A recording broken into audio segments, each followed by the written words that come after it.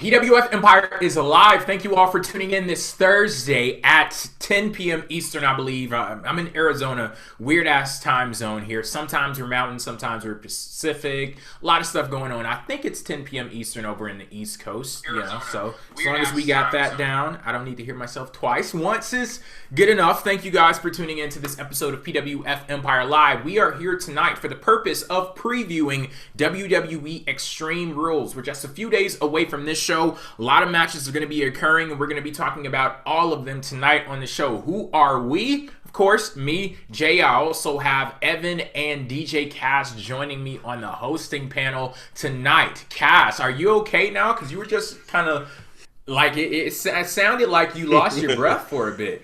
Are you cool? I'm good. And yes, it is after 10 p.m. Eastern here, because I just got finished watching fucking SmackDown, people. Remember, hashtag SmackDown matters. Get that trending.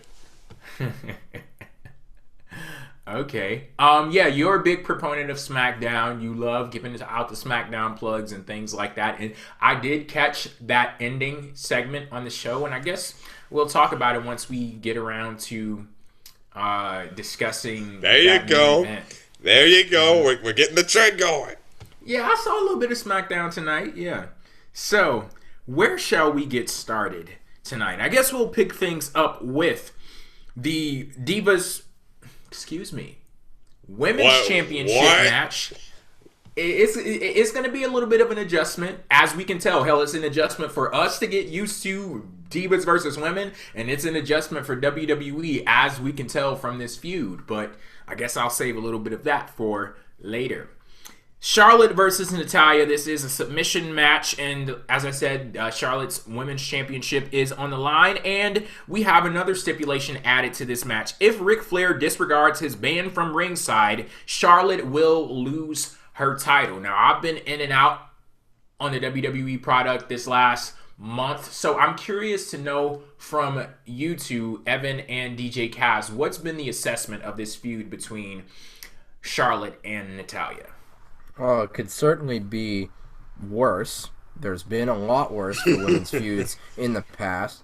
I think it's been kind of annoying because we want something else. Like, I feel like this feud, it's kind of just dragging along, and, you know, I think many of us would rather see Charlotte defending the title against someone else. It's not really on Natalya because she's a good wrestler and everything, but I just feel like it's a point in time right now where she's not really someone that everyone wants to see in that pick. You know, the whole way that the match ended a couple weeks ago with Bret Hart and this Screwjob 2.0, it's been kind of blah. And this contract signing we got on the Go Home show was underwhelming, to say the least, and they were put in a weird spot. So I think the feud's been kind of meh, to be honest. And the unfortunate part about that is that we don't need just meh. If this is supposed to be a friggin' revolution, we need something to firmly establish that things are different. And from what I've seen of this feud, that's not it. I don't like the fact that WWE is hearkening back to a lot of what happened in the past with males that Natalya and Charlotte just so happen to be related to. That's not how you start a revolution, and that's not how you send a message that things are different. Like, I just saw the video package that they aired for this feud, and Natalya is in the ring talking about how the Heart's the best there is, best there was, best there ever will be. Stop that. Stop. And it's all coming to me now. That's the exact reason why she's in this spot. Because they get to play off of that history, and they get to play off of Bret Hart, and they get to play off of Ric Flair, not understanding that you have talented individuals here that you can tell an original story with, something that is interesting, something that is compelling, something that they could possibly do to create history on their own. So that 10 years down the line, 20 years down the line, maybe I'm just talking this up way too much, but hell, we've seen it. We've seen it. We've seen it. You have history makers right in your hands, and you can utilize them to the point where you don't need to go back and, let's retell this story and let's prop them up with these guys. It's not necessary. It really isn't. It really is. And people, I actually went back and I don't know why, just because I'm an NXT mark, I actually went back and watched the second takeover, the one where Shawn and Natalya had their first one-on-one encounter, and I can tell you straight up, I think the reason why if I feel as if they're trying to bring that same story that they had in NXT, the Flair versus the Hearts, onto the main roster, and that to me just kind of stems on how it kind of works on a smaller scale, whereas it doesn't really work on a bigger scale. And I said this this past Tuesday on how this feud hasn't really been built up to the point to where it warranted being in the main event segment, and if it didn't warrant it being in the main event segment, then there's really no point to this match. I mean, we all know the match is going to be good, but it's like if you don't build up towards what those two women can bring in the ring, then what's the point if the match is even good or not? Yeah, I just can't get over the fact that Charlotte shouldn't have that championship. Like you, Evan, you said a lot of people would like to see Charlotte defending versus someone else. It's kind of hard for me to get invested in this when I don't think either of them should be in the position that they are. I don't think Natalya should be the challenger, and I don't think Charlotte should be the champion either. Yeah, and the thing is, that all comes back to WrestleMania and having a very strange occurrence with Charlotte retaining. I mean, I guess because it is a new championship belt, but she's still technically retained because she was the champion. Yep. Status quo remained the same. It did feel very annoying to have that, because if they weren't going to give Sasha the championship and felt, okay, she needs another moment, then why not Becky Lynch? I mean, she was in the match too. So I think that they could have gone a much different direction there. And honestly, Becky Lynch would have been more of a nice surprise if we had gotten her as champion. And then Sasha, get that at a later date to make it feel like the big moment. Because, if you don't think she's the best, then I don't know who you are. But I guess that's beside the point. Either way, yeah, Charlotte being champion is a yawn. It really has been now. It wasn't so bad before, but the new belt, you feel like somebody else should be bringing in the new reign of the women's division. Yep. Yeah, that's the thing there. It's not that Charlotte is this bad person or anything like that, or she's not effective in the role that she's playing, because I enjoy some of the stuff that I see from Charlotte, but it's just that with that new championship, you're heralding in a new era of women's wrestling. You can't maintain the same status quo from before to what you're doing now. And as much as, I don't even have to tell you, I'm a big Sasha Banks mark. Yeah, you can see. You can clearly see here. Becky Lynch should have won the championship already. All of that work that they did with her at the beginning of the year, where she was the best babyface on the roster, period, male or female, she should have had her crowning moment to signify that shift. And she didn't have that. Sasha didn't have that at WrestleMania. And now we have this situation where Charlotte and Natalya are going into Extreme Rules for the Women's Championship. So with that being said, who do you guys have winning here?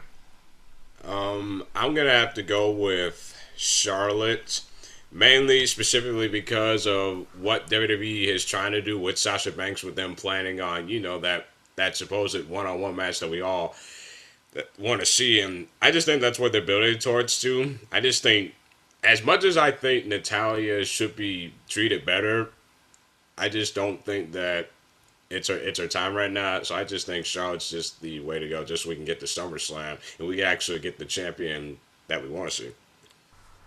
Yeah, I'm going to have to also say Charlotte here. I think if Natalya was to win the championship, it will be for a night, and then Charlotte would win it right back on Raw, which I could see. I did mention that as a possibility with Zack Ryder with the IC title, and that's exactly what they did. I could see them doing a similar thing with Natalya here. I hope they don't, because I think it's a waste of time. Just have Charlotte retain, for crying out loud. What's the point in having Natalya win for one night, just to have Charlotte win it back? That's not creative. It's not amazing. It's not, oh my goodness. It's so, unpredictable. It's just a waste of time, I think. So I'd rather just see Charlotte retain if that was what they were going to do. If they were going to have Natalya actually hold the belt for a while, different story, but they wouldn't. I don't think they're going to do that. So I'm going to say Charlotte retains. Yeah, I'm going to go with Charlotte as well here.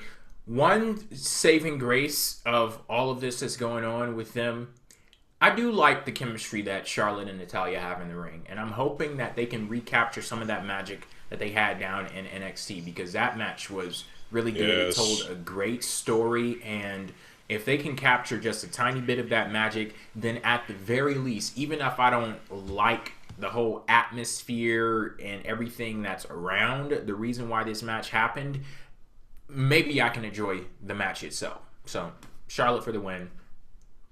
Still hoping they pull off a nice contest here. We're going to move from one championship match to another. This time, it is the Intercontinental Championship. The Miz is going into a fatal four-way, defending versus the former champion, Kevin... Well, technically Kevin Owens is a former champion, but I forgot about that little stint with Zack Ryder there. Yeah, so Kevin Owens, Cesaro, and Sami Zayn, a fatal four-way for the WWE Intercontinental Championship. Yeah, I feel pretty good about this match because I love all four guys in it, and I really, well, maybe not Miz as much as the other three, but I still like Miz. I still think he does a good job, and he doesn't get enough credit sometimes for how good of a heel he really still is. True. But yeah, I'm enjoying the four-way IC title feud. I don't think it's been, blown out of the water. Oh my God, this is amazing. But we're getting four guys who are all holding their own. Three guys who you really want to see win the title from Miz, and it's something decent. It's different, and I'm really looking forward to it. I mean, like I said, the feud hasn't been spectacularly built up or anything, but it's been simple yet effective, I feel. And the way they blended things together, starting back at Payback a few weeks ago, was very effective. And it's been continuously sensible. It's kind of climbed the ladder one rung at a time, so to speak. It's made sense the whole way that they've gone with it. So definitely one of the better matches and one of the ones I'm looking more forward to. And hey, it's a mid-card title that's getting built up. Yeah, I mean, I'm just going to go ahead and say this first before I go in. I am excited for the Fatal 4-Way. I know what all four men can bring. However, one out of the three, storyline-wise, should not be in here. And who am I going to say? Sami Zayn. But as far as him, I just really don't like the fact on how they just kind of shoehorned him in this fatal four-way so easily. I mean, I would. Are you saying that he didn't earn his way into a championship match? Well, technically, I watched Raw. I saw him beat The Miz, yes, but I've always felt that's just been the easy, quick way to just shoehorn someone into the title picture. Mm-hmm. And besides, Sami Zayn, like I said, storyline-wise, he has been losing quite a lot since he has been on the main roster, but yet all he does is just win one match and all of a sudden he's in the title picture, whereas Cesaro, he actually has a legit gripe to be in this match. Kevin Owens, technically, he has a legit gripe because he never got his rematch, so it's just, I mean, Evan, you're right. This build really just hasn't been, hasn't been up to snipe like I would want it to be, but like I said, I'm looking forward to the match. I'm just not big on Zayn being in this match. I know it's going to be good, but I'm just not that big on him being in the match. We have a comment here from Navy Shadow in the chat saying Miz should not be in this match and he's a champion. I think that's a fair point. Baby, no. He's awesome. Heel. Yeah, he's awesome. He is an awesome heel, but he kind of feels like a random Intercontinental Champion as well because Zack Ryder was a random Intercontinental Champion and then Miz randomly challenges Zack Ryder and wins the title. But who gets more out of the IC Championship in terms of longevity, Zack Ryder or the Miz?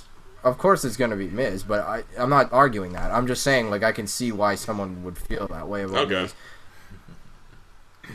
I don't even know really what I can say about this because I haven't seen too much of this. All I know is I like all four guys, and this is going to be, I'm hoping, all indications point to this being a friggin' awesome match. One that could possibly even steal the show.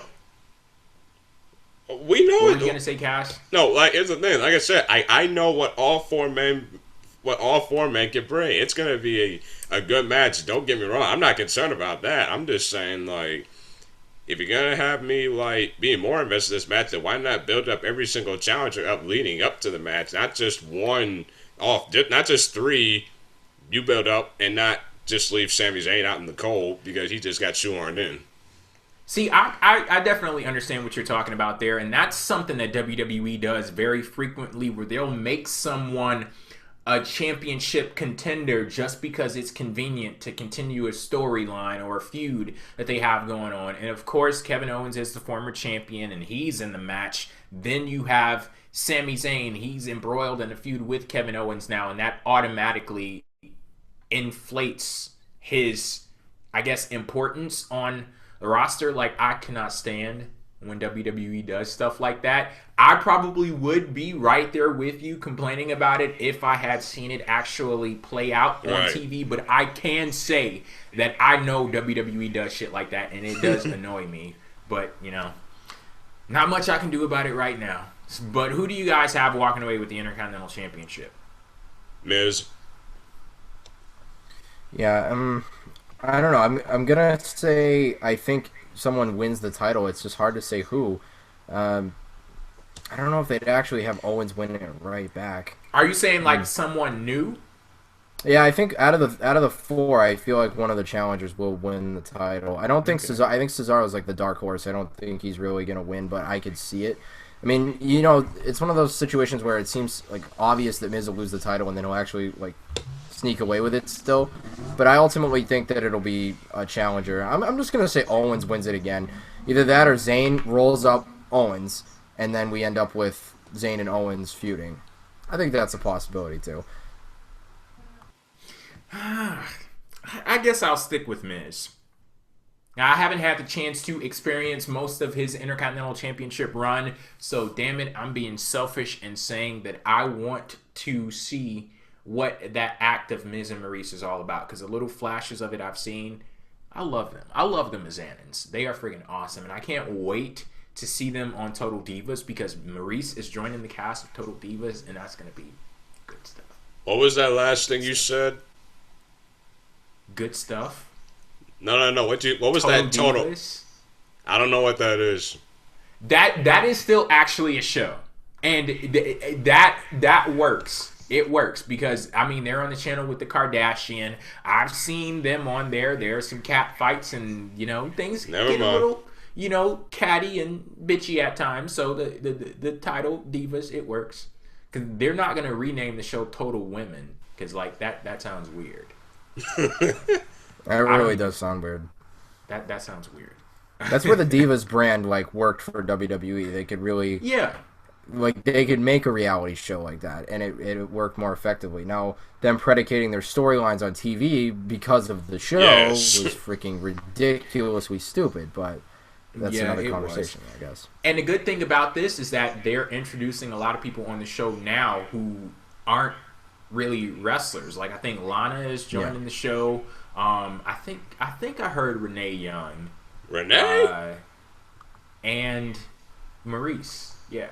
Okay, I'm invested. Let me watch. I have see to more check screen up on time that with to them. make sure. Yeah, I'd be okay with screen time for those three. That's okay with me. Okay, what do we have up here next? I guess we can continue on this championship trend.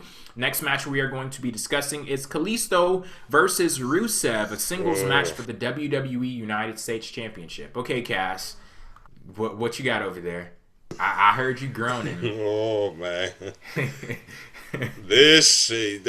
Oh, Jesus. Okay, where do I begin here?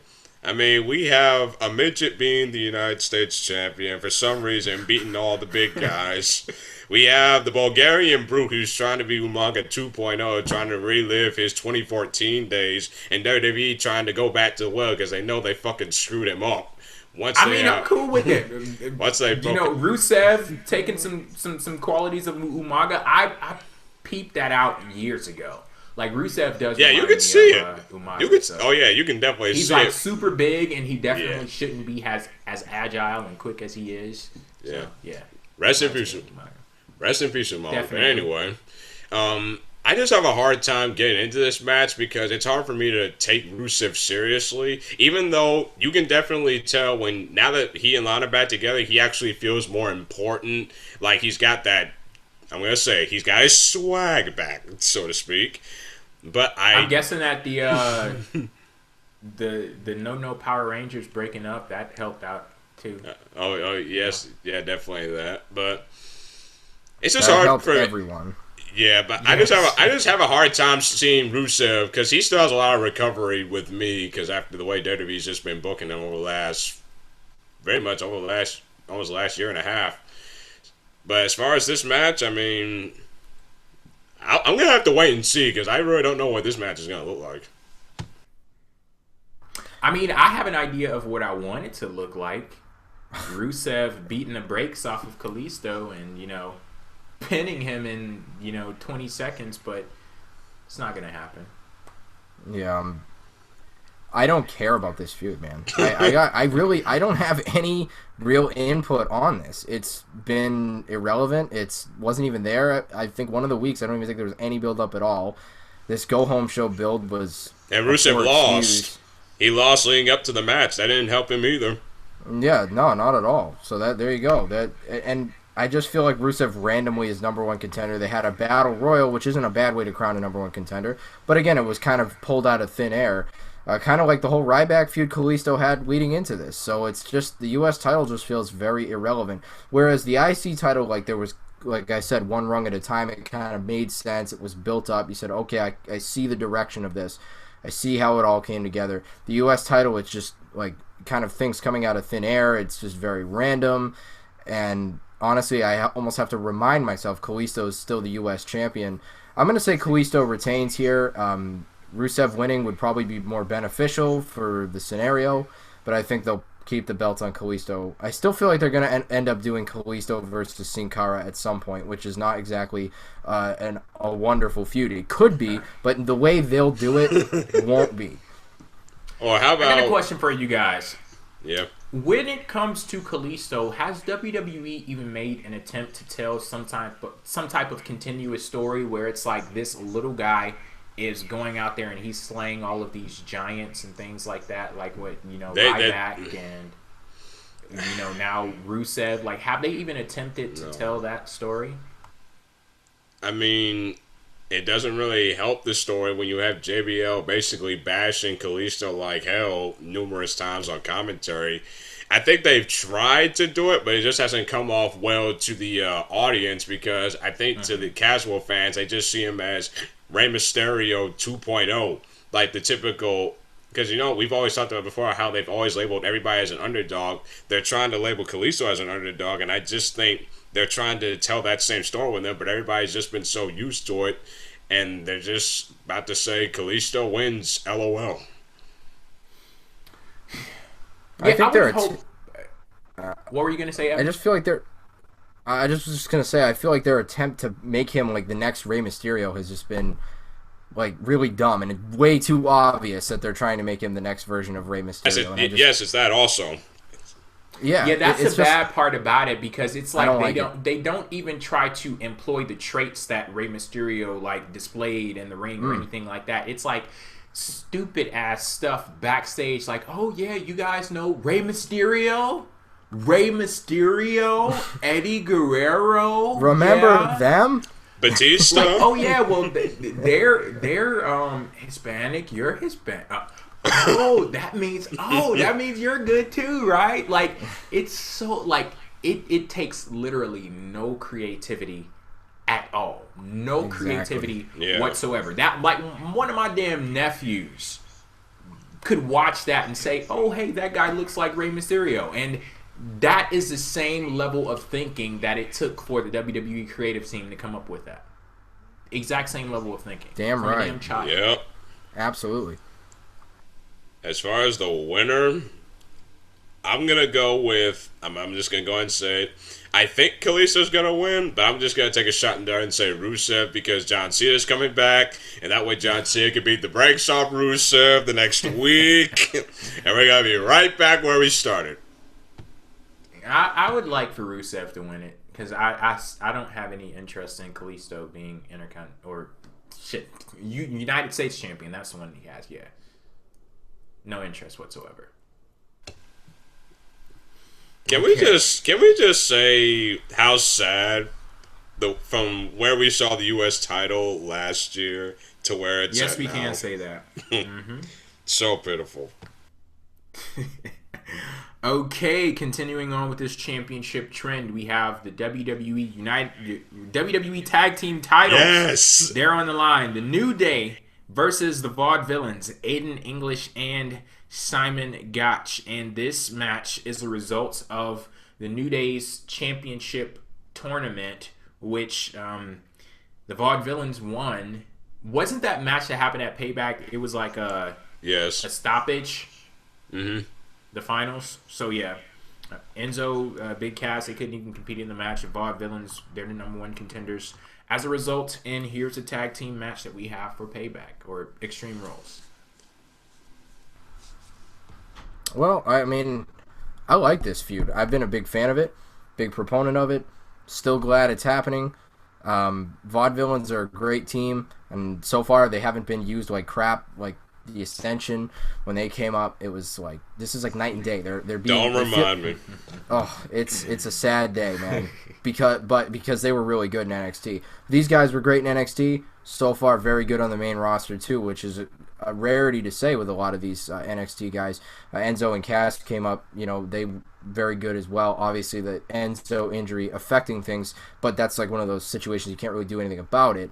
Vaudevillains just really good. They're cutting good promos. I love that they're from a bygone era. New Day responding very well. I thought the Time Machine segment from this past week's Raw was hilarious, and there's been some brawl. There's been some build up. It's been week to week. They've actually been getting some mic time, and it's like, man, this is a tag feud that isn't just, hey, one guy from one team versus one guy from the other team. Like, it's not the same old normal stuff that is very cliche and very overused. This has felt like a tag feud that actually has some build up to it. So kudos to WWE for doing that and making me look forward to this match.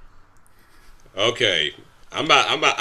People, you have no idea my excitement for this match. As Jay just mentioned, he's a big proponent of women's wrestling. Hell, I'm a big proponent of tag team wrestling. I love it. I've been begging WWE for years that they need to find a way to put emphasis on tag team wrestling like they used to. Now, this match, I like it, and out of every other match on this card, this is a first-time match. And that's pretty much the big reason why I like it, because we always get into this situation where WWE does a lot of rematches. They do these matches on Raw, and then we see them at the pay-per-view. However, this is a first-time matchup with two.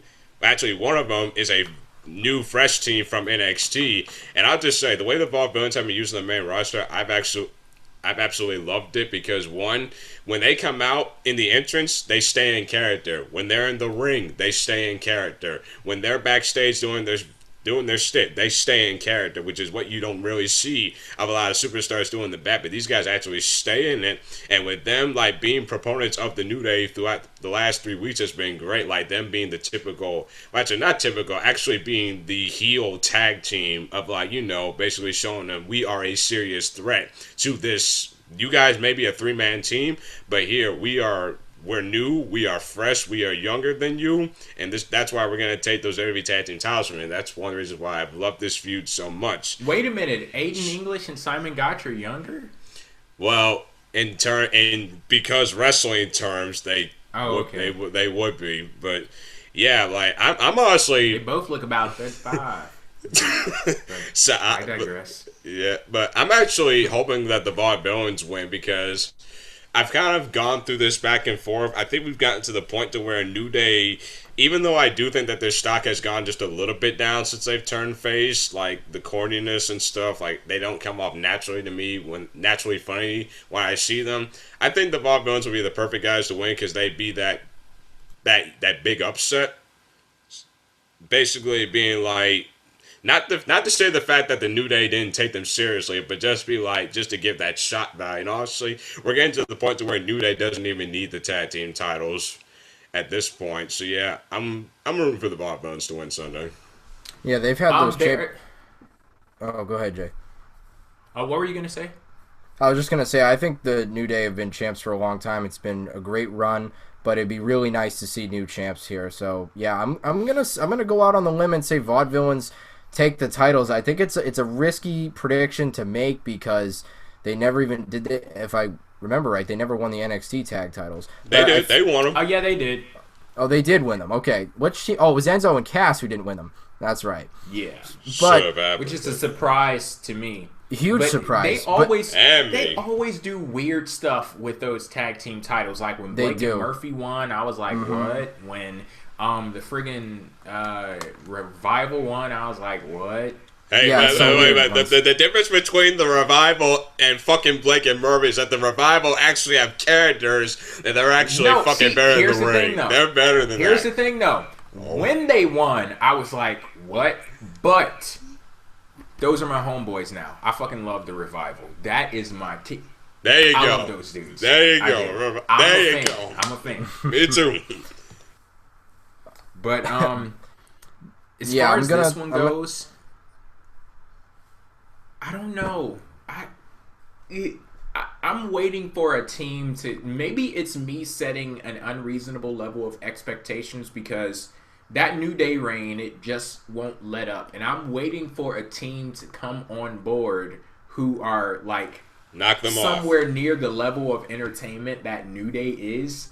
And that's my criteria. Like, if you can't meet that level of entertainment that the New Day has, then you don't have any business with those damn tag team titles. And maybe it's not too unreasonable. Just thought about something. But yeah, I don't know if the Vaudevillains are there yet. I don't know if they are either. But it'd be a good be a good shock value to me. I feel the same way, Cass. I'm in the same boat because to me, if the Vaudevillains win them here, then it leaves you with New Day with a rematch, potentially a triple threat. If you throw Enzo and Cass in there, you can get some really cool. Or I mean, you can make it even a fatal. And I'm not usually a big fan of the fatal 4-way tag matches and whatnot because I think they're overused. But in this case, it would be 4 enjoyable teams. So I would be a lot more. See, when they used to put like the Los Matadores and the random teams who are never even on TV. In the match, you're like, okay, this is filler. But when you put 4 teams in who all make sense and who all could vie for the title, and you would say, okay, that's believable, now a fatal 4-way tag match sounds really freaking good. So, I mean, they could do some cool things here. And I do think switching it up a little bit, I think New Day could deliver some extra funny and extra enjoyable segments having lost the titles because, I don't know, the way they reacted the first time they lost the titles was really funny. I know they were heel still at that point, but still... I don't know. I think they could have some really cool things going on. And I think it would give more incentive to keep the feud going if the Vaudevillains win them here as well. So I'm going to go with them. Okay, what else do we have here? The Asylum match between Chris Jericho and Dean Ambrose. What you got, Cass? I'm hearing those groans. Okay. You mean... Actually, I'm not even going to go into it because I'm too tired and I'm going to lose my voice. But yes, as far as this lethal lockdown match, because that's what I'm calling it, that is not the Asylum, it's just lethal lockdown, people. I actually just got finished watching SmackDown once again, and they just did their final segment before the match. The way Dean Ambrose, and Jay, I don't know if you saw this, but the way Dean Ambrose, the look in his eyes when he was behind Chris Jericho and Jericho didn't realize it, that was honestly the lunacy that I've been wanting to see out of Ambrose for a while. But as far as the build for this feud, let's just face it, it's been shit. Like, seriously, I still don't know, what they're feuding about. We have a fucking potted plant and a freaking Christmas tree jacket somehow over... I mean, that's what they're feuding about, right there. Boom, there you go. You answered your own question. Now you know. People, by the way... Again, WWE wonders why Roman Reigns is not over the way he should be when you have a fucking potted plant more over than he is. But that's around the point. But yeah. Low blow, man. That was unnecessary. But I just have a hard time taking this match seriously, the Lethal Lockdown match seriously, because there's a lot of weapons on there, and yet there's one of them that we all know that is not going to be used. But, I mean... It's going to be interesting, I'll say that. But as far as the matchup, not really looking that forward to it. That sounds very surprising to me.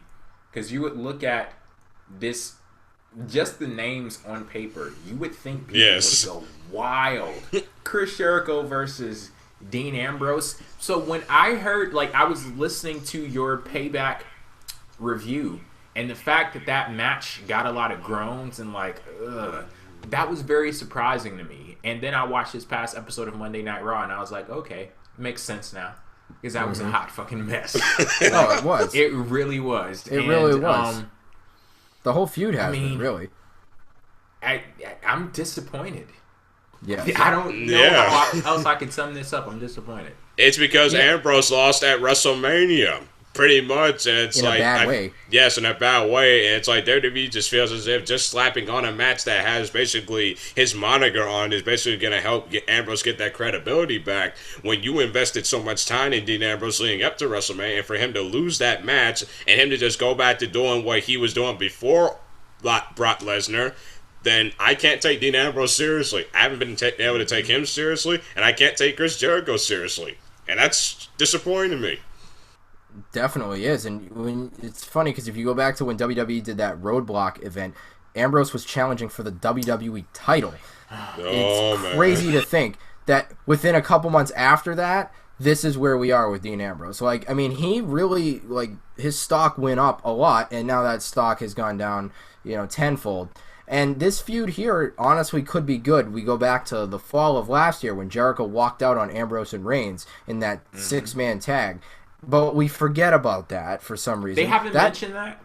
No, not once. They haven't mentioned it once. Not once. Not even once. Nope, not at all. No, and me and Cass both got the finger up for not even once. It's true. They really haven't. And there you go. A potted plant, a light-up jacket. This is what the feud's been predicated on. Boring. It's terrible. The entire thing has been terrible.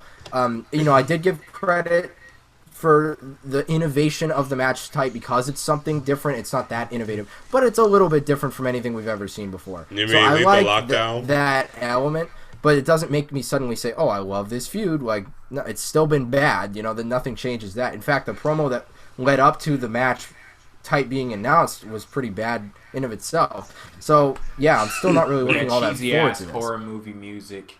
Oh, my God. People, let me tell you something. This is what fucking Big Boss Man and Al Snow would be feuding over back when they feuded over Pepper the Dead Dog, for anybody who knows that. Like, seriously. Damn, what a throwback there. Big Boss Man and Al Snow. Man. Oh, man. Okay. We're really going back in time now. You guys want to talk about this Dolph Ziggler, Baron Corbin, no disqualification match is going to take place on the pre-show, which I won't be watching because I'll be doing my own pre-show on pwfempire.com. Oh, well, real quick before we get on to that. I'm not watching this match either. Well, here's the thing. But before we get to that, I'm going to go with Ambrose for the win for the Lethal Lockdown match because, hell, it's Dean Ambrose. We didn't care about that match at all. We didn't even pick a winner. But, yeah, we got to pick a winner. Yeah, I'll say Dean Ambrose as well, even though I can see them going with Jericho and everyone's scratching their heads because it's like, oh, I beat you in your own match type, Ambrose, and just giving us a third match between the two. I wouldn't be surprised, but I'm going to still stick with Ambrose. And then, Chris Jericho beats Dean Ambrose, and then the next night on Raw, Ambrose is the number one contender. Oh, man. Yes. That's how it works. AJ Styles did it. Weird-ass WWE. Yes. The way you do things. I don't know. But yeah, anybody want to talk about this Ziggler or Baron Corbin?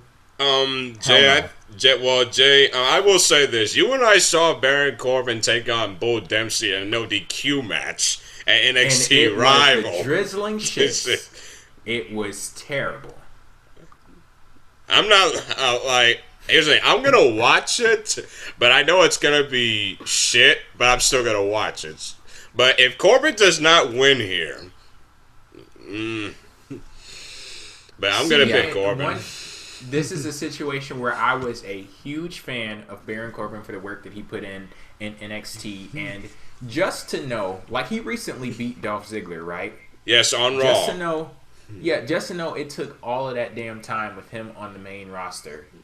What, a month? A month and a half. Mm-hmm. Month and a half before he beat Dolph Ziggler. Like, what? Yeah. And they were trying to build him up as if he was this big bad guy who was going to destroy everyone, and he couldn't even beat Dolph Ziggler, who's like one of the biggest glorified jobbers the company's ever seen. I mean, crazy. And technically, he already won the feud because he beat Ziggler last week. So what's the point of this match? There really isn't one, and that's why I will not be watching it. I'm not doing a preview show, as Jay is, and so I don't even have an excuse, and I'm still not watching this match, because I do not care about it one bit. If I was to make a prediction, I'd say Baron Corbin. I'm not watching I would hope Baron Corbin. I would hope, yeah. Well, we thought it was going to happen at the Payback preview pre-show, and look what happened. in second pre-show in a row.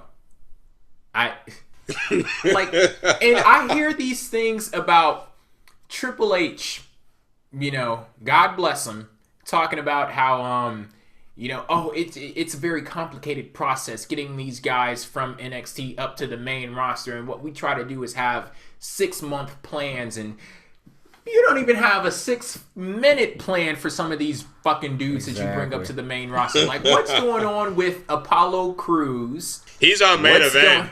Superstars right now. Main event and Superstars. Yes, he is on that. He's been taking out Victor and Stardust on Superstars and main event for the last 3 weeks. See, that's friggin' Baron Corbin. Right, you can't even give him a fucking win over Dolph Ziggler on his first match on Monday Night Raw. Then you have him lose at the previous pay-per-view on the pre-show. Like, 6-month plan. Come on now. And let's be honest, like, what Triple H is saying is true to an extent, but you can at least do the basics, the cleanup stuff, which is having a guy like a Baron Corbin come up on the main roster, win his preliminary feuds, start to look like a guy who you can take seriously. Like, that's not, you don't have to have even a 6-minute plan to know that is how you start to establish somebody. I don't think I'm crazy when I say that, right? Yeah. I mean, we all know that's how you start building somebody up, is have them win the preliminary feuds against the Dolph Zigglers, or, insert mid-card guy here. And okay, they're starting to gain some traction. That's nice. But, no, they don't even do that. So it's like, this is why the transition from NXT to the main roster of WWE gets that much more complicated, because they complicate it themselves. I think it's safe to say... Yeah, we got a comment in the chat right now from Bayshore saying that, but Cruz hasn't lost yet. He's still on main event, though. And the problem is, when you bring up a person from NXT who has not... His character has not... It was not established in NXT. It really was not established in NXT, because Cruz was not at that level. I would say he could be one of the NXT 5. Yeah. He was not at that level yet. So when his character wasn't established on NXT, it wasn't established on the main roster, and look where he's at. You can get all the wins you want, but if he's not on the main show that people are going to watch, then... Oh my God, Road Dogg was actually right. These wins and losses don't matter. But and the reason why that exists, the reason why you can make a statement like that, is because that WWE doesn't put them in a place where they can matter. Like, it's one thing to get a win, but if you're not getting substantive wins where people actually are watching, like if you watch main event Superstars, God bless you. Mad respect. God bless you. I don't have that much time on my hands to do it. Shit, I wish I was in a position. No, I'm not even gonna wish. No, I don't. Take that back. I take that back. I'm not even gonna wish myself in a position where I can watch. But my point is, if you watch that, it's great. I'm not trying to disparage you or anything like that. What I'm simply saying is that if those wins aren't happening on the main stage where things actually matter, where people are seeing you, then how much significance do they hold? It would actually help if... Okay, here's the thing. I think in an instance it would help if the commentators actually brought up that he got a win on main event last week on main event, and he got a victory on Superstars last week, but the commentators don't even bring that up. So it's like, if he shows up on Raw, then it's like he's had no wins at all, and he's right back to where he started. Yeah, because I'll be damned if you bring somebody up from NXT and then, like, the plan for them was, throw him on Superstars. If that was the case, why not keep him on NXT, where you can actually have continuous storylines, and you can actually, this guy can get some more development? Because if you don't think he's ready, or for whatever reason, then why'd you bring him? Featuring him on Monday Night Raw, then why is he there? Why is he on the main roster? Exactly. Yeah. No, I mean, and exactly, and the thing is, they have to know that 90% of the audience doesn't watch Superstars or except the IWC. That's around the point. And the thing is, like, we are part of the IWC, and the three of us don't even watch it. So there you go. It's not even everyone in that small sect of the audience watches. So that's how few people actually are seeing that. And I'm sorry, but like Superstars hasn't been relevant since it really started in the very beginning, and it never really was. And Main Event was good for about 6 weeks, and then everyone. My favorite show at one point. Yes, there was a show that I liked more than SmackDown at one point. People. Wow. That's hard to imagine, man. But like there you go, though. And Apollo Crews is a guy who, like, very athletic, definitely has some cool and impressive in-ring moves, and has a future ahead of him. But where's the character at? Like Cass mentioned, and then not only that, but if we're not even seeing his wins, what are we supposed to take? Like, how are we supposed to, latch onto this? And there's nothing that we can say, okay, this is what distinguishes Apollo Crews from everyone else.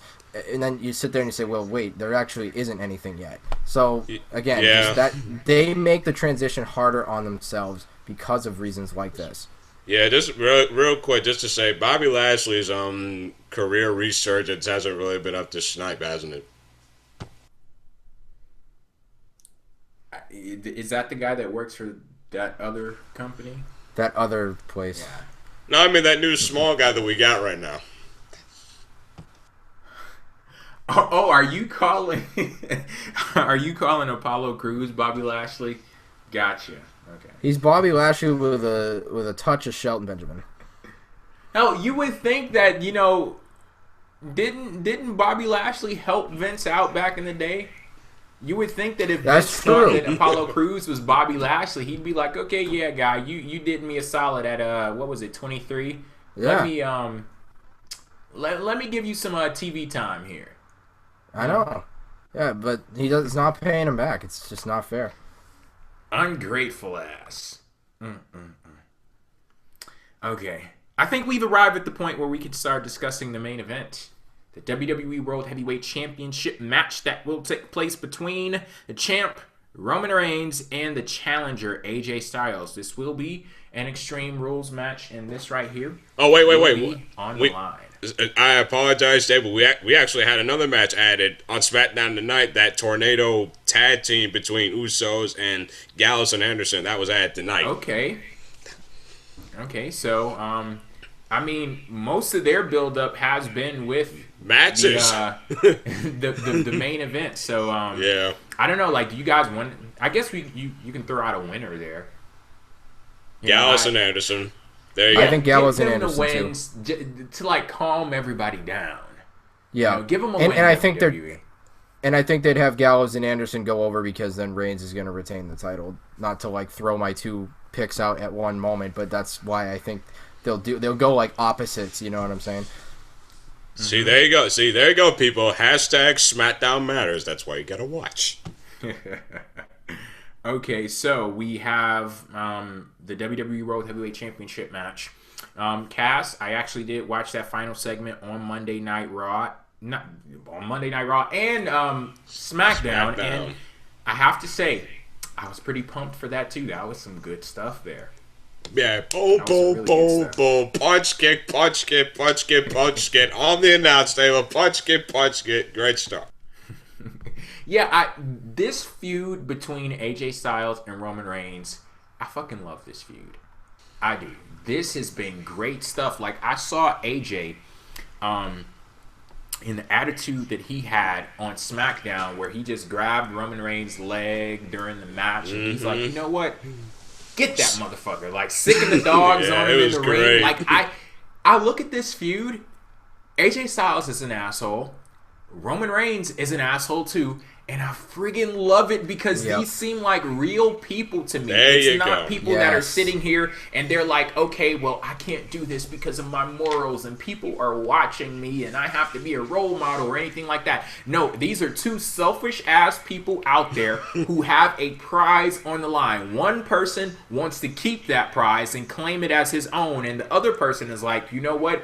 I want that right here. It's taken me so long to get to the top of the mountain, and damn it, now that I finally have this opportunity to get this championship, I'm going to do every single thing in my power to get it. I love it. These are real people that it seems like that are feuding over something, and It's been wonderful. Yeah, it really has. Yeah, the best thing about this feud pretty much has just been it's not the typical babyface versus the typical heel stuff that WWE always likes to do. If I can get like why AJ Styles is so pissed off and he wants to prove himself that he can be the man in WWE, I can relate to that. If Roman Reigns wants to retain this style so he can keep his throne, I can relate to that. If I can relate to the characters, then I'm going to be into the match even more, and I cannot wait. And you look at the I'm not a good guy, I'm not a bad guy, I'm the guy. You can see why Roman Reigns is feeling that way because of the crowd reactions that he's gotten. AJ Styles, he's kind of like got his stake in two different places because in one way he's like, all right, well, I'm going for this WWE Championship, but I don't want people to think that Gallows and Anderson are like my bodyguards. He doesn't want people to think that. But they're kind of in his way. But now he's just saying, well, fuck it. I want the title. However I got to get it is however I got to get it. And that element has been really cool. The build up with any type of promo stuff has been weak because these guys aren't great talkers. The physicality, though, the physical aspect has been extremely good, and it's more than made up for it. So that's why we're really looking forward to this match. And if it's anything like the last match, other than the pacing really getting destroyed by the restarting multiple times, which won't happen here because it's an Extreme Rules match. So this is going to be really good, and I'm very much so looking forward to it. And that's the thing that WWE needs to do more often. They need to book things that play to the strengths of the people involved. Now, if we had a situation where we had 15-minute promos every week with AJ Styles and Roman Reigns, love both of you guys, but y'all cannot talk. Hell to the no. Y'all cannot talk. No, not at all. We're not going to do that, okay? So, like, there was one person I saw a few weeks ago. They were like, yeah, I wish there was more promo time for AJ and Roman. Be careful what you wish for. Have you not let them go out there, hit their marks, and then be on about your way. Have you not heard AJ's southern accent, like redneck accent? Like, it's not anything to write home about. But speaking of AJ, it's funny because in an interview this week on WWE.com, he actually said this: I can't control Gallows and Anderson for what they do, but if they do get involved somehow Sunday, then I'm going to do whatever I have to do to become the WWE World Heavyweight Champion. And I was like, hell yeah. Yeah, see, keeping it short and simple. That's how real people are. That's how real people act. They're like, hey, I got this, and, if I have to bend the rules a little bit, if you may think negatively of me after I do this, but if I get what I want, then boom, that's all that matters. And a lot of the problem for WWE has stemmed from that. It has stemmed from the well, I'm a babyface, so I can't do that because that would be against the rules of a babyface. Like, I like this because both guys are unlocking a different level of themselves. They're more than a character. They're human beings, and you feel that, and you feel like, okay, we're fighting over a championship. The only problem I'd ever had with any of this was any promos that were too long, which really we only got one of those, really. Otherwise, it was backstage segments for the most part, and those were fine. No, there was one on SmackDown. Well, see, I don't watch SmackDown. Yeah, so. He probably didn't even see, so. So I'm not affected by it. But, yes, you're just dodging the bullets on SmackDown. But with the club and the Usos being so heavily involved, that was the only other thing that I ever had any type of issue with. It wasn't like an issue with them being involved so much as it was maybe taking away from what this is all supposed to be about, which is the WWE title. But ultimately, I think these guys have actually played the role, especially the last 2 weeks, very effectively. They've actually been good secondary characters to this whole feud, and it just goes to show that both guys have an extended family, so to speak, that is there, that has their back. And now that they're having their own tornado tag match, I think that does an even more effective job of separating the two, but yet keeping them together. There's like an equal sign there instead of it being like two things like kind of overlapping each other. So they've fixed it, in my opinion. Hey, does anybody think, real quick, that the tornado tag, Evan, I know you said on how these matches aren't supposed to intertwine, but do you think maybe if Gallows and Anderson win, that's a sign that AJ won't win? Yeah, that's what I was saying before. Was that I think that WWE booking wise is going to go the opposite way. So like the club will win and then Reigns will win. That's what I think is going to happen. But what I mean is I think the matches like there being some interference in the main event, like we are all expecting that, and I'm completely okay with it. I'm just glad that the Usos and Club are settling their score in their own match instead of only doing that in the main event. You know what I mean? Okay, Cass, who do you have as the winner here? Okay, I love AJ. I don't hate Roman. Nice endorsement there. I'll take it.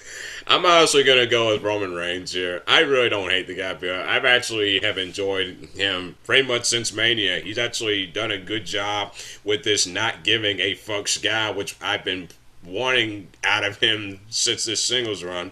But yeah, I'm going to go with Reigns just because I just don't think it's AJ's time to win that belt yet. Wait a minute. Hold on. So you asked for something. You asked Roman Reigns to do something, and then he did it, and then you gave him props for it? No, it's like I never had an issue with Reigns. I'm just glad that I've been. No, I'm saying like you wanted him to be. You wanted him to be like this. Don't give a fuck type. Yes. Person. Yes. And you say he's become that. Yes. And you're like giving him props because he's become that. Yes. That's interesting. I see we have three of a kind on this show who actually see the improvements of Roman Reigns' character over the last few weeks. That's interesting. You ask somebody to do something, they do it, and you give them props for it. Wow. Instead of finding a way to complain about what you got that you asked for, but now you're still complaining about it because it still isn't what you asked for, even though it is, but you changed the question. You know, see, that's where, like, it's not me being mad at other people as much as it's just like, dude, make some sense. Like, stay consistent with what you're asking for here. Yes. You know, and I think ever since Payback, Roman Reigns has carried himself extremely well, especially at the pay-per-view Payback itself was where I started to really notice it. I was like, man, he is really carrying himself well, and he has on all the weeks since. So, you can't not give props. And the big thing for me, like, that whole I'm not a good guy, I'm not a bad guy, I'm the guy. Like, I'm glad that he stopped saying that. Yes. Because, like, it's cool for him to get it out there and establish that this is the way that things are going to be. But you don't need to go out there repeating it every damn week. What I need to do, I don't know if you guys ever did this in school, but, you know, like, back when I was in, like, elementary school, we used to start off the day saying the Pledge of Allegiance. Oh, yeah. Like, the creative team, before their creative meetings, they should go in there and do like the Pledge of Roman Reigns. Roman Reigns is not a good guy. Roman Reigns is not a bad guy. Roman Reigns is the guy. Like, the creative team, they need to continually have that on their minds, because I don't need to hear Roman Reigns say it all of the damn time, but I need to see him act it out all of the damn time. And I'm glad that is what they're actually doing with the guy. He's not good, he's not bad. That way, that takes out the whole thing, because I know people love to mention how Roman Reigns gets booed by the crowd and things like that. But if WWE acknowledges the fact that Roman Reigns isn't going out there with the intention of everyone cheering him, boom, we can eliminate that. It's done now, because the guy is just going out there and he's a selfish asshole that has his own agenda, and he's going to do whatever he needs to do to fulfill that agenda. And if you like it, wonderful. If you don't, that's fine too. Boom. There you go. So It all plays into the story. Like, you could say what you want about Roman Reigns, but I'll go ahead and throw this out there. The guy gets like the biggest reaction on the show. Whether it be boos or cheers. Reaction period. Roman Reigns gets the biggest one. Yeah, see, exactly. Like, being over, good or bad, is still getting a reaction. And I think, WWE, don't tell us, show us this character difference, because when you do that, you instantly get me on board with what you are doing. I'm picking up what you're putting down. So love it. Love what they've done these last few weeks. Very good. Okay, I'm going with Roman Reigns for the win here. So Same. I think we're all gotta go on the same board there. Roman Reigns. Okay. that is it for our WWE Extreme Rules predictions and preview for the show. I will be doing a pre-show for Extreme Rules on Sunday. Think like an hour and a half before the pay-per-view goes on air. And of course, PWF Empire Live, we will be doing a post-show review of Extreme Rules. So once that pay-per-view goes off air, we'll be on air talking about all of our thoughts on all of the matches that occurred, all of the big moments and the crazy things, if there will be any of them happening on the show. Steven is not here. Evan and Cass, you guys have any closing comments before we head off air? More or less, just I'm looking forward to only a select couple of matches, like the main event, the 4-way IC title. I'm interested to see what they do with the Asylum match, even if the feud has been a bore. I just hope they can at least make me not completely hate Jericho versus Ambrose this time. But yeah, I mean, I think this could be a decent show. There. I mean, yeah, I really don't. But yeah, my hopes are high, but I'm thinking a decent show. I'm just hoping that main event is as good as it should be. Yes. Okay. Lethal Lockdown match should be good. Still don't care about the feud. Submission match we all know is going to be great. Can't wait for that Fatal 4-Way. Really looking forward to that tag team title match. And the main event. So yeah, I think this should be a decent show. Okay, yeah, I'm going to pick up off of what Evan said. Like, I'm hoping that main event I'm hoping it lives up to the feud that went into it. Because that would be a severe disappointment if it didn't. Like, I want WWE to have a successful, highly entertaining feud end with a great match. I don't think that's too much to ask. And based off of the chemistry that AJ Styles and Roman Reigns displayed at Payback, like, they're going to do it. They're going to do it. I'd be highly surprised if they didn't. So I'm going in, crossing my fingers. Everything goes exactly the way that it should be. And if it does, we're in for a really good show.